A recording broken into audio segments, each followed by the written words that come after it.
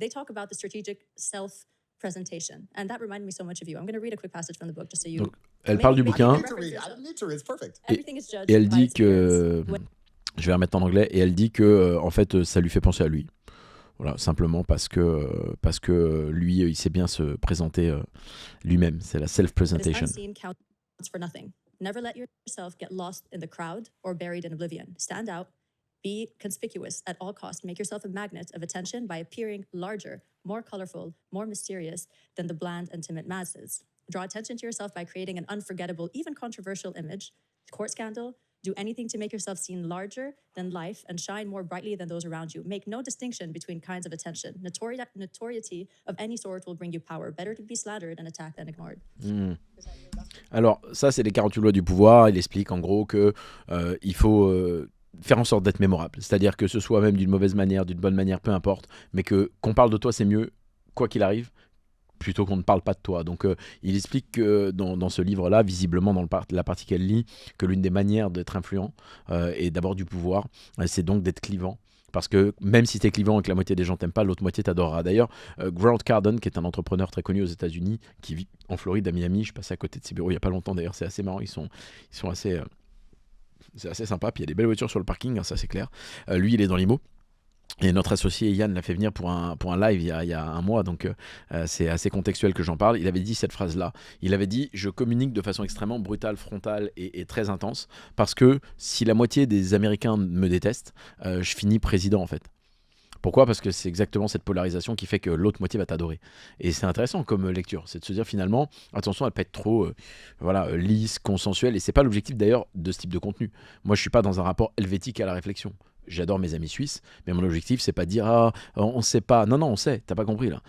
Ce que je te dis c'est que pendant le processus de réflexion, tu dois pas te positionner. Tu dois avoir de l'objectivité, la même manière de faire. Ensuite, tu conclus pareil pour toi-même. Moi, il y a des trucs que je fais pas qui te surprendraient par exemple. Je sais pas, en couple je conduis par exemple. C'est moi le driver, on me surnomme pas le capitaine par hasard, point. Tu vas dire, oh mon Dieu, Dompé, mais moi j'adore, ma femme elle conduit, bah c'est très bien. You do you, I do comme je veux, tu vois. C'est ça le point. Donc mon point, c'est pas de te dire on a des façons de fonctionner qui doivent être les mêmes. Je reviens encore là-dessus, mais on devrait avoir un socle de réflexion qui nous permet de trouver pourquoi ça c'est notre réponse. Moi j'ai pris le temps d'identifier pourquoi je suis un driver naturel et je suis un gestionnaire logistique. C'est comme ça j'aime m'occuper de ces choses-là. C'est-à-dire tu poses ton cerveau, je gère. C'est comme ça que c'est mon essence naturelle. Je ne peux pas me mettre à côté de façon passive et d'être conduit. Alors encore une fois, il peut y avoir des occurrences ou des exceptions, mais je te donne un exemple pour te montrer que peut-être toi tu es en train de te dire ah ben non mais moi pas du tout. Mon associé d'ailleurs qui est bon, comme mon frère hein, Christophe, lui c'est l'inverse. Lui il est avec une femme en voiture avec laquelle il est en couple, il adore qu'elle conduise et qu'il ne conduit pas. C'est la polarité inverse. Pourtant c'est mon frère, on travaille ensemble, on investit ensemble, on entreprend ensemble. Bah, sur ce sujet par exemple on est littéralement opposés. Mais la mécanique de réflexion qui a suspendu la conclusion que ça c'était quelque chose qui faisait partie de nos pratiques, c'est-à-dire comment on fonctionne dans notre vie quotidienne, elle a été faite et elle est commune. La mécanique de qu'est-ce qui a influencé, le rapport, avec qui tu as vécu, avec qui tu as grandi, comment tu es dans ta personnalité au quotidien, est-ce que tu es quelqu'un qui prend les décisions ou qui lead, ou est-ce que tu es plutôt quelqu'un qui suit, etc., etc. Et donc en conclusion, you do you, tu fais ton truc. Et c'est pas important qu'on ait les mêmes conclusions. Donc voilà, petite digression, mais elle me semblait extrêmement importante. L'idée, c'est véritablement qu'on apprenne à raisonner de concert, même si on n'a pas les mêmes conclusions. Voilà, donc la polarisation, c'est pas obligatoire. Moi, par exemple, je le suis à titre personnel dans mes conclusions, mais ce sont les miennes. Et je suis pas sur une chaîne YouTube en train de te dire, parce que je suis rasé, tous les mecs devraient être rasés. Tu vois, en effet, j'ai du mal avec certains aspects de ce qui se passe dans notre société et je n'hésite pas à l'évoquer, mais ça ne veut pas dire que j'ai un problème qui va jusqu'à m'empêcher de recruter quelqu'un, de l'apprécier, de lui serrer la main ou de l'aider, parce que je ne suis pas stupide. Allez, on retourne à Andrew. It's the first time I've ever heard that, but it put a smile on my face. What's funny is, I mean, I completely agree with the latter point. There's no such thing as bad publicity. That's absolutely a fact. Ouais, il est d'accord avec le fait qu'il n'y a pas de mauvaise publicité. Il dit nous on n'a pas tué tout le monde, on n'est pas des mafieux. Or anyone who reads that book, it sounds like quite an easy thing to do, right? You'd say, okay, well, why don't you just stand out? If you just stand out, then you get to garnish power and you get to not be caught amongst a herd of the bland NPCs. So why don't people do it? And it's more than stand out. It's have an image. Always have a persona. Yeah, but to court attention in and of itself is one, getting harder and harder to do, I would argue. And two, there's huge repercussion for doing that because anyone whose head sticks up gets chopped off. And the reason a lot of people don't do that passage which you read out, it sounds to me, when I hear it, when I analyze it, I say, okay, you're talking about the different ways to obtain power. Making money is difficult. Becoming strong is difficult. Having mental fortitude is difficult. But just stand out and be unique. That's pretty easy. I can put on a shirt and I can run around and, put on a hat. But the reason you can't actually do these things in any significant way is because the system as a whole is going to chop off the head of anybody who stands up and has genuine influence over the population. So But do you think you're misunderstood because you peacock? Because you stand out? I don't think many people misunderstand me. I Ok, think alors, everybody understands me, and some people are just jealous of me and refuse to like me because they were picked on in school. And I remember ok, ça c'est très intéressant. Donc là, en fait, ils vont sur le terrain de est-ce que tu penses que t'es ostracisé parce que t'es clivant? Et lui, il dit non, je suis ostracisé parce que je suis influent. C'est pas pareil. Donc en fait, il t'explique ça. Pour le coup, je suis assez d'accord. Ce qui se passe quand tu gagnes de l'influence, c'est qu'il y a forcément des gens à qui ça fait peur. Des gens qui n'ont pas intérêt, et ça c'est clair, au titre individuel ou collectif, à ce que tu ailles dans un certain angle. Alors, les dérives qu'on appelle complotistes, j'aime pas ce mot mais je suis obligé de l'utiliser quand même, c'est celles dans lesquelles tu penses que des chefs d'État se rassemblent autour d'une table une fois par mois au milieu de la mer morte, qu'il n'y a personne qui a jamais cafeté, hein. Il y a que des balances et des mythos sur Terre, mais t'inquiète pas, toute la logistique elle est faite sans que toi tu sois au courant. Il n'y a jamais personne qui en a témoigné, ben voyons, alors que tout le monde finit par témoigner de tout, mais bon, voilà, tu crois qu'ils se réunissent et puis ils parlent pas les mêmes langues, hein, pas les mêmes cultures, les mecs changent tous les quinquennats, septennats ou ça dépend où, ou alors ils sont à vie parce qu'ils sont dans une monarchie absolue. Enfin bref, et t'as ces mecs qui se rassemblent pour essayer de te niquer, puis leur objectif c'est de mettre le sujet, allez, Andrew Tate aujourd'hui, puis on va faire ça. Ça marche pas comme ça en fait. Donc l'excès, c'est de croire que ça s'organise de façon aussi caricaturale, c'est beaucoup plus subtil que ça, et en effet, il y a des individus au titre individuel qui ont pas un intérêt à ce que tu dises s'entende de trop, ou alors qui simplement ne te sentent pas, donc ont une envie de te censurer. Et après, il y a autre chose, il y a la structuration collégiale ou collective qui peut être indirecte ou plus ou moins directe, par exemple, d'une entreprise, laquelle peut s'avérer être extrêmement influente sur d'autres entreprises, et là, tu as une espèce de domino et de cascade. Mais c'est souvent quelque chose de... C'est entre le non-dit, l'implicite, le tacite, ou parfois le direct aussi, mais c'est pas quelque chose qui est... aussi brutal et aussi binaire que on s'assoit, on fait une réunion pour parler du bonhomme. Et très souvent, les gens dans sa position ont le biais de croire ça. Je pense qu'il a l'intelligence, si on se rencontrait, de dire ben non, c'est pas des mecs qui se réunissent autour d'une table pour dire on va faire la réunion Andrew Tate, mais quelque part la manière dont il l'exprime fait que le kidam du coin qui écoute ce genre de contenu va te dire ouais en fait c'est ça, ils sont tous là contre moi et leur objectif c'est de m'avoir.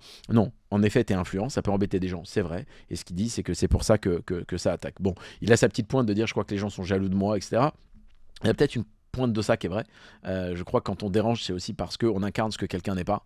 Et ça, c'est quelque chose qu'on peut pas lui enlever. Le mec est en shape, est en forme, est classe, bien habillé, toujours d'une bonne posture, etc. etc. Et donc, il y a une part de ça qui fait que celui qui n'est pas ce qu'il est, est agacé par l'ombre dans laquelle sa lumière le met. Mind them of someone who probably picked on them a little bit. Do you think it's women or men? It's a good question. It's really interesting. I mean, I don't want to come across as too arrogant. I know that's a funny thing for me to say, but if I had to genuinely analyze Il a dit, je veux pas être trop arrogant. the people who like me and don't like me, it's men who were picked on in school. I mean, I'll be honest. If I was 5'5", I wouldn't be hated. It's literally he's Alors pour ceux qui sont pas ok avec le 5'5", c'est les tailles américaines, hein. Donc en gros aux États-Unis c'est des pieds, et en gros là il dit si j'étais un mec qui fait 1m62, je serais pas détesté en fait, mais je le suis, et là il s'apprête sûrement à dire parce qu'il est grand, parce qu'il est beau gosse et tout. big and he's rich and he has all these cars. Voilà. The BBC Il est said, grand, il est riche, "You il a walk ses around with your voitures. Bugatti and your cigar and it's misogynistic." I'm like, what does that even mean?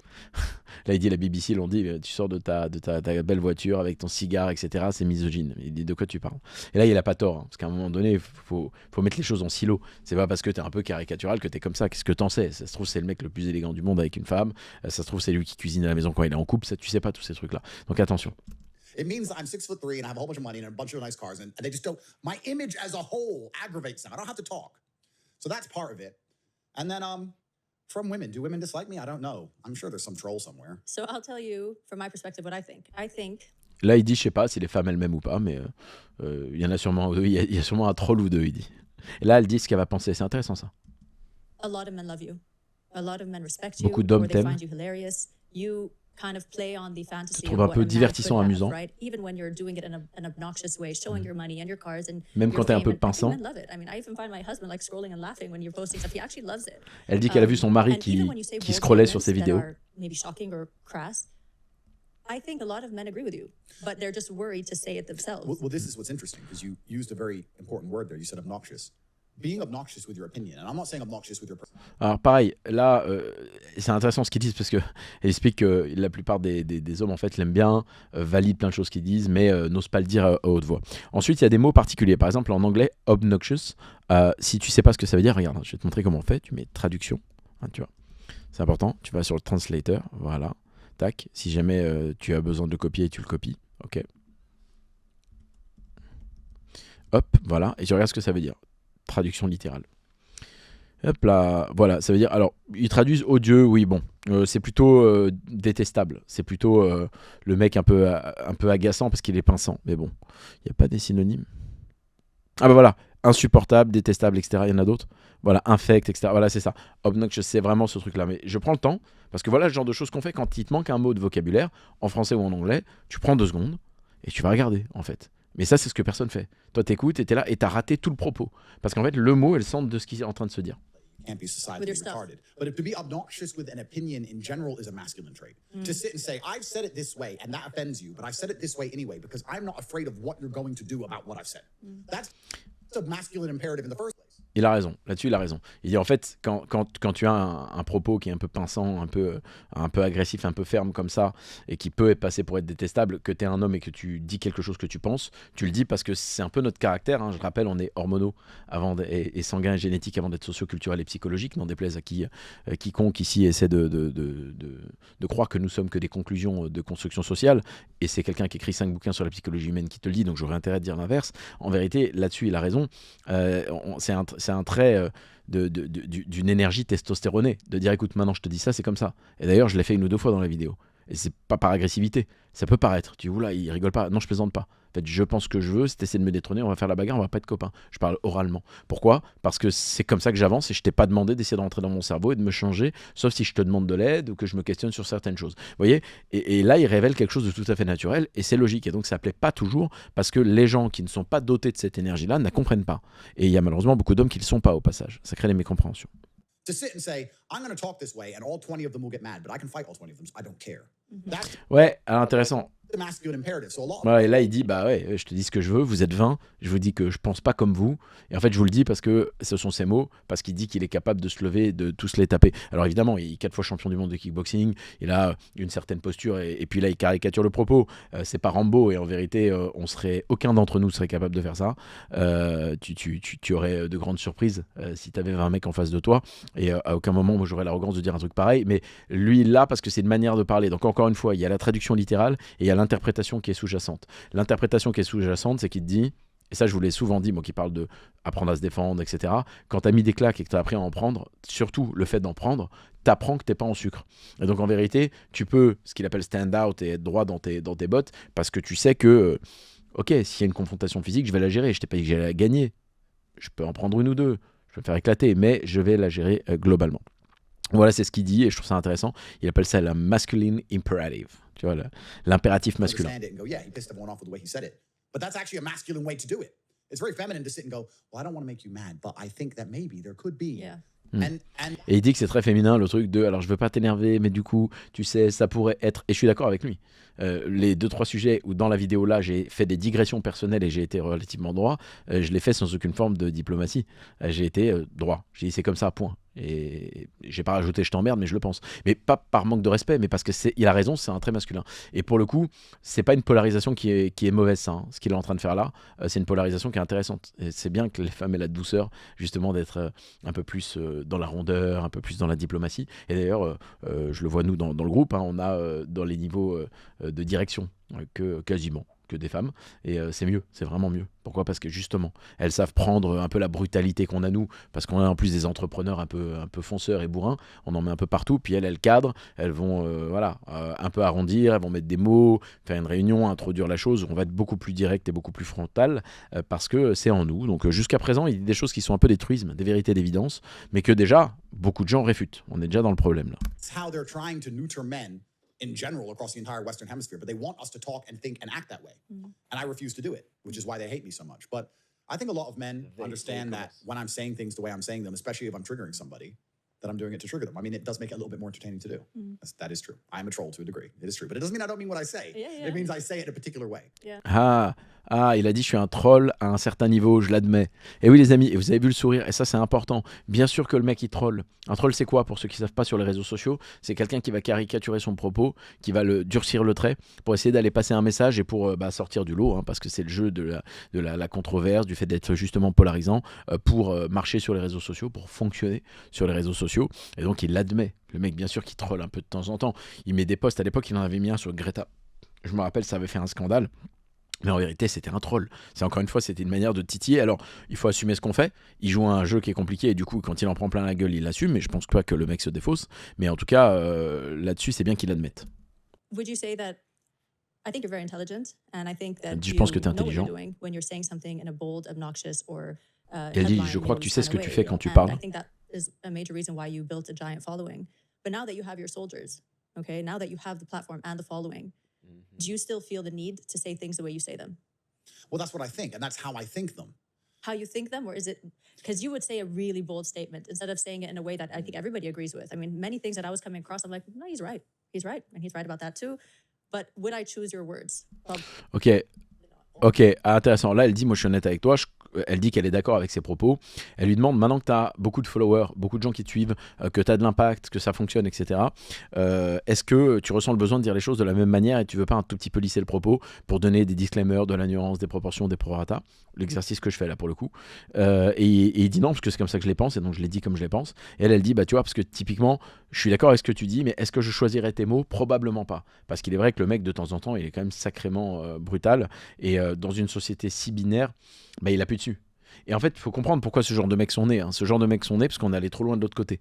Si on est allé trop loin de l'autre côté avec des choses qui faisaient plus de sens, tu vois, tu ouvres la porte et comment ça veut dire que je suis pas capable? Qu'est-ce que t'as? Je t'ouvre la porte, tu vois. On est allé tellement loin là-dedans, bah que voilà. En fait, c'est le principe du yin du yang, de deux faces d'une pièce, pardon, et d'un équilibrage qui se fait et qui est tout naturel dans la vie. Lorsqu'on va trop loin d'un côté, la balance appuie de l'autre côté pour faire ce qu'on appelle un effet de compensation. Et cet effet de compensation est tout à fait humain. Donc c'est intéressant qu'elle le challenge là-dessus. J'aime bien sa probité. Elle est honnête. Elle dit, je suis d'accord avec la majorité des trucs que tu dis, mais pas de la manière dont tu le dis. Et t'es souvent plus jugé pour la manière dont tu le dis que pour le fond. Parce que c'est vrai que quand tu prends l'analyse, jusqu'à présent, le mec n'a pas dit de folie encore. Peut-être qu'il le fera. No, I agree with you, but that is genuinely how I think of them a lot of the time. That's what comes to my head. Bah, il dit que c'est comme ça que ça passe dans sa tête, alors il le dit. Il n'a pas envie de filtrer. I believe the primary objective of the attacks against me is simply to try and blunten my edge. That's what they want to do. They didn't want to put me, well, they wanted to put me in jail. They knew they probably wouldn't be able to. They want me to say sorry. They want me to bend. They want me to break. Because everybody else who was a cultural force in some degree of modern Là, il dit qu'ils veulent l'enfermer, ils veulent l'empêcher de parler. He ended up a drug addict and he lost his brand and all these things are happening. If I would have just stood up and cried and said I'm sorry from the Romanian prison, all of this would have been over. That's all they want me to do is destroy my own brand. They want me to calm down and shut up and sit down. And you know, I get so much satisfaction ils veulent from being casser loyal sa to marque me personnelle. that I refuse. I'm as stubborn as they come. And I'm going to talk the way I want to talk and I'm going to say the things I think the way I think them. Intéressant. Là, il dit, moi, je suis borné, c'est comme ça. Je prends un malin plaisir à pas les laisser faire. Ils veulent me mettre en prison, ils veulent fermer le truc. Il explique ça. Ils veulent fermer ses réseaux sociaux. Et là, Tate est en train d'expliquer que il prend un malin plaisir à leur répondre de façon assez ferme et directe. Et vous savez, à la fois je comprends parce que ça c'est un trait masculin pour le coup et c'est aussi ce qui donne le charisme au personnage qui est incarné, pas seulement proclamé, parce que le mec assure là où beaucoup de gens auraient abandonné. Il y a beaucoup de gens qui auraient accepté de suspendre leurs paroles pour un chèque, pour un deal, etc. Parce que souvent ça t'est proposé et après tu commences à te lisser un peu. Il y a énormément d'individus qui ont commencé à être un peu clivants et qui après sont rentrés dans le rang parce que c'était trop douloureux. Donc on doit quand même lui reconnaître, qu'on soit d'accord ou pas. Encore une fois, on peut admirer un trait de personnalité sans être d'accord avec ce qui est dit. Un trait de leadership, un dictateur a du leadership. Par contre, j'admire pas ce qu'il fait, un génocide c'est dégueulasse. Mais par contre, je peux reconnaître le leadership, il faut être intelligent. Et ton incapacité à faire ça, c'est un problème en fait. Ton incapacité à accepter une qualité par ailleurs, virgule, je suis pas d'accord avec comment il l'utilise, ça c'est un vrai souci de comment tu développes ta plasticité mentale et ta personnalité par votre conséquence. Donc là, il dit quelque chose de très intéressant, et moi j'appelle ça le syndrome du coin du ring. Donc je vais vous alerter 2 secondes là-dessus, parce que c'est important. D'ailleurs, on va mettre le plan large et vous allez vous en rendre compte. Vous avez, là, je suis assis par exemple. Si jamais je me recule, je vais être un peu acculé parce que derrière moi, il y a un dossier. On va admettre que c'est le coin d'un ring. Vous avez vu, un ring, c'est carré. Donc admettez, je ne vais pas parler parce que je vais être loin du micro, mais je vais mettre comme ça. Et imaginez que quelqu'un me tape. Je vais me protéger, comme ça. Et là, j'en prends plein la tête. Ça part dans tous les sens, ça part, on me tape. Qu'est-ce que je vais faire? Je vais répliquer un peu n'importe comment. Et d'ailleurs, quand vous regardez des combats dans le coin, c'est pas des uppercuts parfaits avec la hanche engagée, c'est des crochets. Bon, non, il n'y a plus de ça, c'est de l'anarchie. Le mec tape comme il peut, il tend les bras, c'est pas joli. Pourquoi? Parce qu'il est acculé. Il est enfermé dans le coin du ring. Et le souci de ce qui se passe chez ces personnalités qui sont clivantes et polarisantes, et je l'ai vu chez des politiques en France aussi, parce que je suis et je m'intéresse un peu à ce qui se passe quand même dans notre pays, c'est que parfois ils disent des trucs extrêmement pertinents, mais ils sont devenus tellement caricatureux qu'on les a mis dans le coin du ring, c'est-à-dire qu'on leur a reproché ce qu'ils ont dit de façon très brutale, et donc ils se défendent avec une espèce d'anarchie, de façon un peu hérisson, tu sais, comme ça. Et il n'y a plus de sens, il n'y a plus de nuance parce qu'il n'y a plus la place. Ils se sont mis dans un propre piège, c'est eux qui sont allés se mettre dans le coin du ring. Et d'ailleurs, souvent, quand tu te déplaces en boxe et que tu te retrouves dans le coin du ring, tu as une grosse part de responsabilité du fait de t'y être retrouvé. C'est pour ça qu'ils font du footwork et qu'ils travaillent pour essayer de sortir des axes pour éviter de se faire mettre dans le coin du ring. Mais quand tu es dans le coin, parce que notamment tu t'y es mis un petit peu, bah, on a un problème, c'est que tu réagis de façon systématique comme si maintenant tu étais le porteur de ce message et tu peux plus nuancer. Pourquoi tu peux plus nuancer? Parce que tu prends ça comme un échec. Et ce qu'il vient de t'admettre ici, il vient de l'avouer là. Il vient d'avouer que si jamais il nuançait et qu'il disait les gars, pardon, je suis pas d'accord, j'aurais dû le dire autrement, etc. En fait, il le prend comme j'avoue à des gens qui me détestent qu'ils avaient raison en partie. Et lui, il supporte pas ça parce qu'il y a une part de combat d'ego. Et là, on a un premier indicateur, l'ego. Parfois, il peut être constructif, parfois, il est destructeur. Là, je ne sais pas s'il est l'un ou l'autre, mais en tout cas, c'est l'ego qui parle. Et c'est un truc très masculin, je l'admets, mais qui peut être aussi très féminin. Mais je vais dans son sens. Là, il parle du fait que c'est une initiative très masculine et c'est pas faux. C'est qu'il a l'ego de dire je veux pas admettre que j'avais tort parce que ça serait leur faire gagner du terrain. Et je peux comprendre pourquoi, parce qu'en plus de ça, les gens qui sont contre lui et qui ont des griefs à son encontre, le font d'une manière tellement dégueulasse et dans une forme tellement insupportable bah, que tu n'as pas envie de leur donner raison. Et donc là, on a un problème parce qu'on perd l'objectivité. Alors qu'au fond, si tu discutes en tête à tête avec lui, ce qu'il vient de te prouver là, je suis certain qu'il donne tout un tas de nuances, mais que tu ne vois pas sur les réseaux sociaux. Alors c'est dur d'arriver à lire entre les lignes comme ça, et c'est ce que malheureusement personne ne fait. Parce que tu écoutes des contenus de façon passive, en train de courir, faire ton podcast, ton machin. Tu es là, tu écoutes de façon, je dirais, non attentionnée et attentive. Mais c'est ça le truc qu'on fait ici. C'est qu'on essaie de lire entre les lignes.